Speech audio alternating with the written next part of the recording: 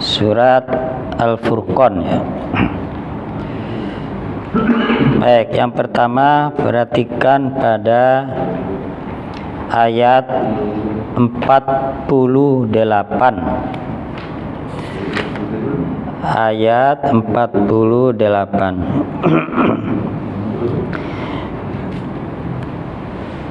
Wa huwallazi arsala ar-riyaha bushran baina yaday rahmatih. Tadi kesalahannya yadai rahmatihi. Nah, jadi kaidah, kembali ke kaidah umum, ketika berhenti huruf terakhir dimatikan atau disukun. Huruf terakhirnya apa ini? Hi, rahmatihi, tinggal disukun saja haknya. Rahmatih. Sama lahu, ketika berhenti lah yad'u lah. Nah, jangan yad'u lahu. Nah, memang biasanya kalau huruf terakhirnya ha, hu atau hi, nah itu terkadang kebaca panjang. Nah, harusnya tinggal disukun saja. Rahmatih yad'u lah. Kemudian ayat ke-49, hampir di akhir ayat, mimma khalaqna an'aman wa anasiya katsira. Tadi kesalahannya di mana? Anasiya, siya, ya-nya ditahan. Nah, itu salah. Nah, karena ya bertasdid yang ditahan kalau sebelumnya ada non mati atau tanwin, yaitu ketika kondisi idgham bi gunnah. Nah, kalau tidak ada non mati atau tanwin sebelum ya bertasdid, maka tidak ditahan, cukup ditekan saja. Anasiya. Nah, jadi bukan anasiya. Nah, satu lagi di sini ada lafadz ana. Biasanya kalau ada lafadz ana, ketika tidak berhenti, nanya panjang apa pendek?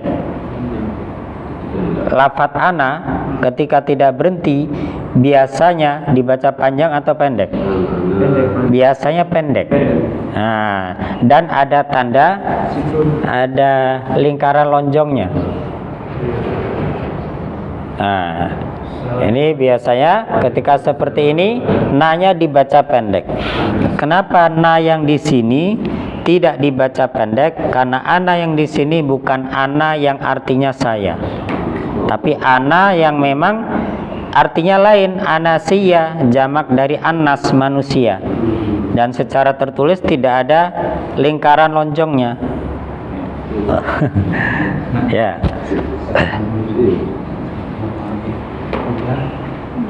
Jadi lafadz anasiya, ananya di sini tidak berlaku hukum ketika berhenti dibaca panjang, ketika tidak berhenti dibaca pendek.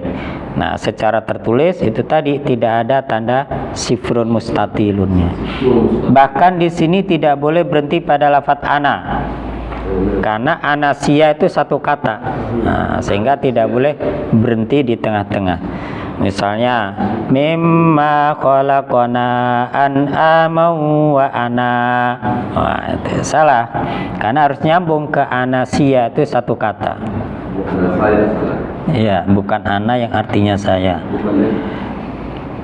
Terus yang berikutnya ayat 52.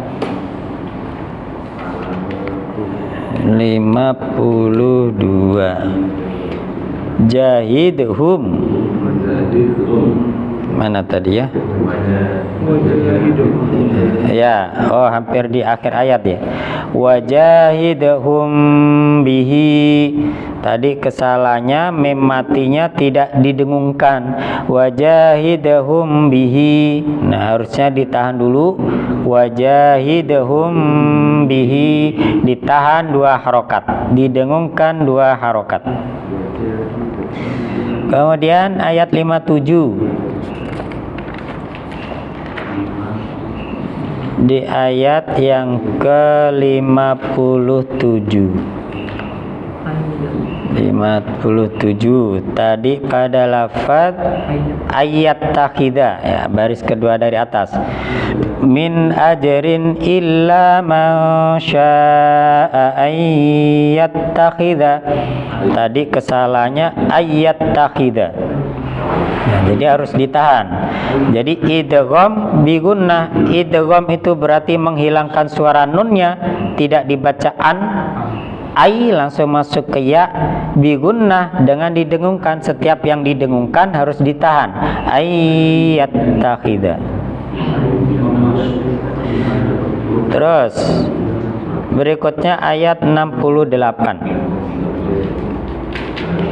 Di ayat yang ke-68 baris yang kedua, allati karramallahu illa bil haqqi wa la yaznun. Tadi saya mendengar membacanya wala yaznun, yaznun, yaz. Nah, berarti ada tambahan z.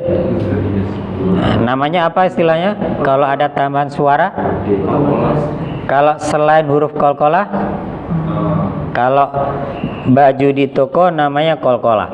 Kalau selain qalqalah tapi dibaca seperti qalqalah namanya apa? Tawallud. Tawallud. Apa artinya tawallud? Bukan belut. Beranak. Jadi beranak. Apa kaitannya kok beranak? Orang beranak berarti bertambah orangnya, bertambah anaknya. Nah, kalau ini tawalud bertambah suaranya. Suara apa? Yaz, z, ada tambahan z. Nah, jadi illa bil haqqi wala yaznun, bukan yaznun, bukan yaznun. Terus ayat 69. Di ayat 69 dari yudha'af sampai terakhir muhanan, di situ ada kelainan apa daripada lafaz-lafaz yang lainnya dengan lafaz yang sejenis. Dari yudha'af sampai muhanan, di situ ada lafaz yang berbeda bacaannya dengan lafaz yang sejenis.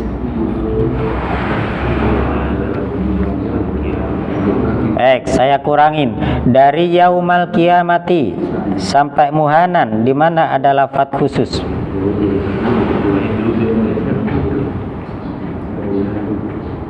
Saya kurangi lagi dari wayaklud sampai muhanan.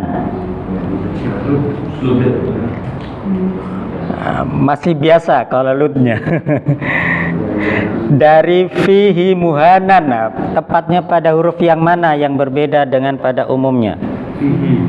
Fihi, berbedanya apa pertanyaannya? Ayo. Betul pada fihi, tapi pas di mananya? Di mana? Harokatnya panjang. Fi apa hi? Hi, ya, di hi. Jadi lafaz fihi di ayat-ayat yang lain hi-nya tuh pasti dibaca pendek. Pasti pendek. Tapi hi pada lafaz fihi yang di ayat ini khusus terbaca panjang. Fihi muhanan. Harusnya kalau menurut kaidah umumnya fihi muhanan, hi-nya dibaca pendek. Nah, di ayat ini khusus di ayat ini hi-nya dibaca panjang. Kalau artinya sama, fihi di dalamnya. Fihi di dalamnya. Nah, ini ada ulama yang menafsirkan, menduga kenapa sih kok hi ini dibaca panjang. Nah, di sini dimaksudkan mubalaghah. Mubalaghah itu artinya membuat sesuatu menjadi sangat. Apa sangatnya di sini? Karena ternyata di sini maknanya berkaitan dengan orang-orang kafir yang dimasukkan ke dalam neraka.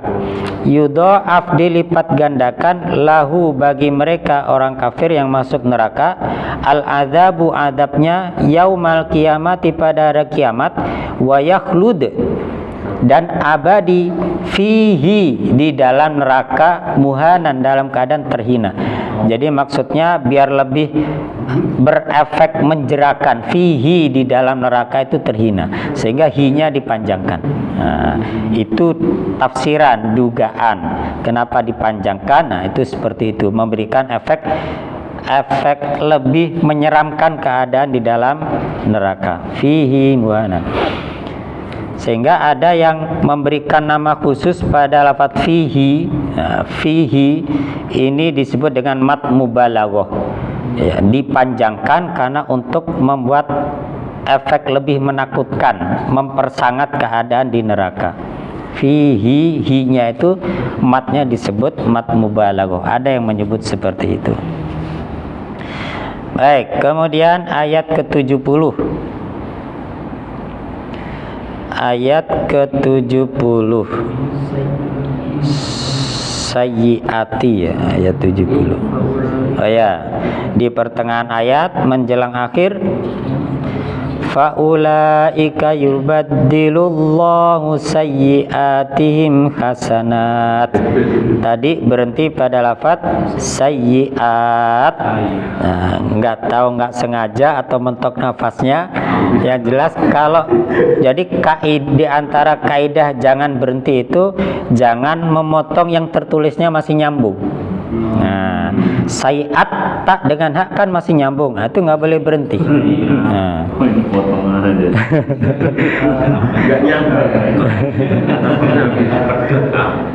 Misalnya di baris yang sama, awal baris faulaika, faulaik, nah itu kan masih nyambung dengan kaf. Nah, itu tidak diperbolehkan.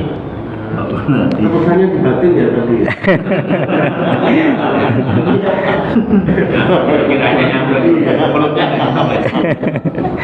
Baik. Satu lagi ayat ke-77. Di ayat yang ke-77 tadi, ya, awal ayat kul ma ya'ba'u bikum. Nah, ya'ba'u tadi dua kali kebaca panjang ya'ba'u. Nah, harusnya ini dibaca pendek. Nah, misalnya terpikir ada alif, lo kan ada alifnya. Nah, maka kaidahnya alif memanjangkan bacaan kalau sebelumnya berharokat fathah. Nah, maka kalau domah berarti alifnya nggak berfungsi memanjangkan. Lo itu kan ada waw. Nah, waw itu memanjangkan bacaan kalau wawnya disukun dan sebelumnya domah. Nah, di sini wawnya tidak ada sukunnya, bahkan ada hamzahnya. Maka huruf apapun yang bersama hamzah, maka yang dibaca hamzahnya. Hamzah bersama waw, hamzah bersama alif, hamzah bersama ya, yang dibaca adalah hamzahnya. Wawnya ini tidak difungsikan. Nah, sehingga di sini hamzahnya dibaca pendek. Ya ba'u, sama dengan yang di bawahnya itu. Laula du'aukum, du'au. Nah, bisa jadi orang akan salah membaca du'aukum, terbawa oleh ada huruf waw. Maka kaidahnya itu tadi, hamzah bersama waw, maka yang dibaca adalah hamzahnya. Atau waw memanjangkan bacaan kalau wawnya disukun dan sebelumnya doma. Baik, silakan kalau ada yang ditanyakan. Iya.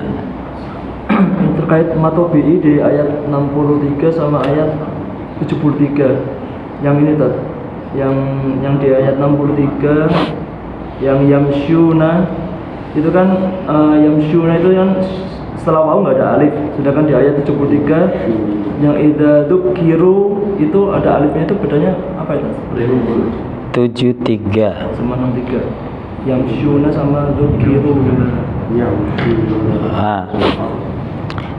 Kalau yamsuna itu memang kata dasar masya wa ibadur rahmanil ladzina yamsuna. Yamsuna di sini kalau yamsuna wawnya tanpa alif, ini kalau dalam bahasa Inggris kata kerja sekarang itu apa? Present continuous tense. Nah, itu akhirannya karena pelakunya banyak ada tambahan waw nun. Kalau tunggalnya yamshi. Yamshi itu satu orang. Dua orang yamshiani, ada tambahan alif nun. Kalau tiga orang atau lebih yamshuna, ada tambahan waw nun. Nah, jadi akhiran waw nun itu menunjukkan pelakunya banyak untuk kata kerja sekarang atau akan datang. Dalam bahasa Arab fi'il mudhari'. Kalau yang dzukiru itu fi'il madi. Kalau bahasa Inggris apa? Past tense. Sudah lampau. Dzukiru diingatkan, walladzina dan orang-orang idza dzukiru jika diingatkan bi ayati rabbihim dengan ayat Tuhannya. Dzukiru diingatkan, tapi yang diingatkan adalah jamak dan kata kerjanya past tense. Madi. Tandanya diakhiri dengan waw alif. Jadi huruf terakhir kata dasarnya dhammah ro ditambahin waw alif. Jadi kalau orangnya satu dzukiro. Kalau orangnya dua dzukiro tambahnya alif. Kalau orangnya banyak dzukiru, ru-nya dipanjangkan, waw-nya harus disertai dengan alif.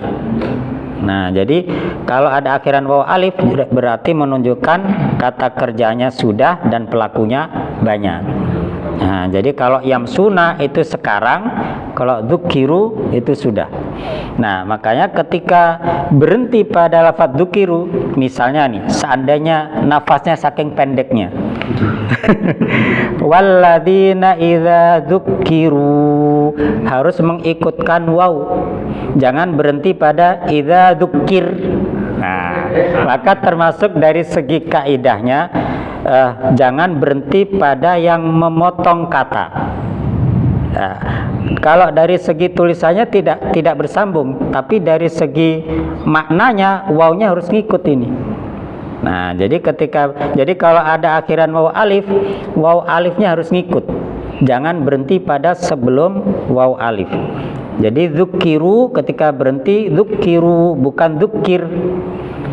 Nah, misalnya nih ada lagi di atasnya dzukiru.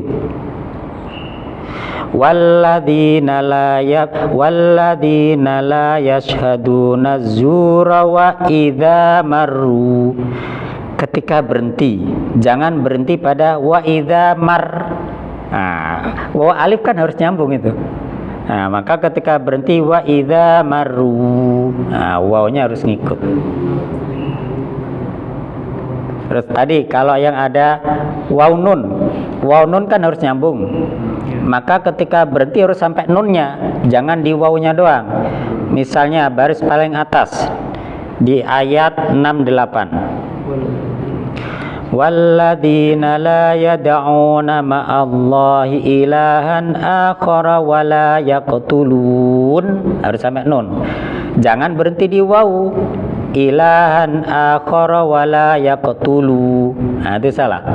Nah, dari segi makna harus sampai ke nun. Dari segi tulisan sebenarnya waw dan nun itu nyambung. Makanya tidak ada spasinya tuh, Pak. Itu menunjukkan satu rangkaian.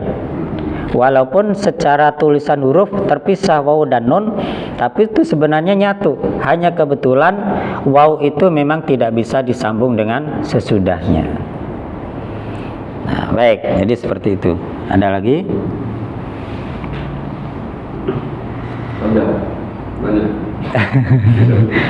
Baik, sebagai penutup mengingatkan kita berada di bulan Rajab ya. Masih pekan pertama ya sekarang ya? Apa sudah masuk pekan kedua? Masih pertama ya? Ya. Jadi di bulan Rajab adalah salah satu dari bulan haram. Bukan haram dalam pengertian haram dilarang, tapi maksudnya bulan yang dimuliakan. Rajab dan 3 bulan yang lainnya. 3 bulan yang lainnya apa? Dzulqa'dah, Dzulhijjah dan Muharram. Yang keempat Rajab ini. Nah, di bulan-bulan yang dimuliakan ini kita dianjurkan, ditekankan untuk meningkatkan amal baik, amal ibadah kita.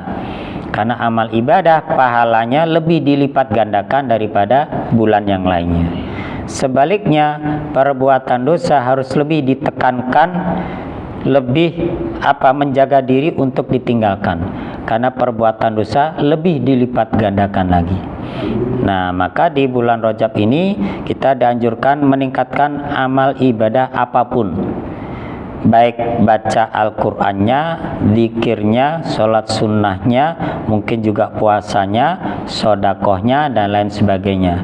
Jadi misalnya bapak-bapak baca Al-Qur'annya itu biasanya sepekan, misalnya nyari malam Jumat di bulan Rajab, jangan cuman malam Jumat doang ya, siapa tahu usia kita nggak nyampe Jumat.